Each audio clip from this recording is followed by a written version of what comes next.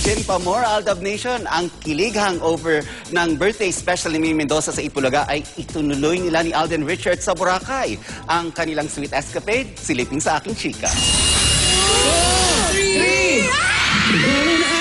Fresh from the unexpected kiss sa Itbulaga, tuloy ang kilig ni na Alden Richards at May Mendoza sa isang romantic getaway. Sa mga larawan ng fans na i-share sa Instagram ng grupong About Aldab 16, makikitang magkasama ang dalawa sa Boracay. Sa snapshot ni May, ipinasilip niya ang mga ganap sa Boracay kasama si Alden at ilang kaibigan.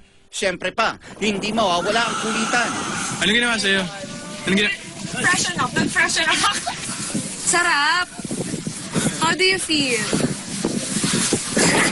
Kaya ang Aldab Nation, oxygen pa more. Sa isang conversation na i-share ng isang fan, nadulas daw si Alden at natawag niyang love si Maine.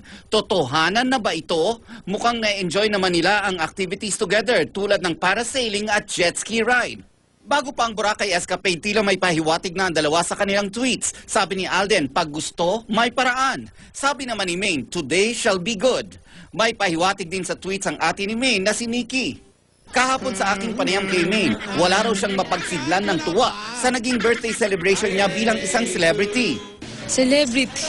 Hindi pa rin ako hindi pa rin ako makapaniwala.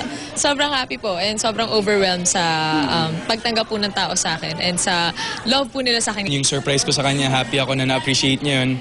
And sana magkaroon pa ng maraming ganong klaseng celebration sa Itbulaga. Tungkol naman sa kilig moments at sweet messages niya para kay Meng, Walang halong kasubisan po lahat na nangyari doon. Everything was real.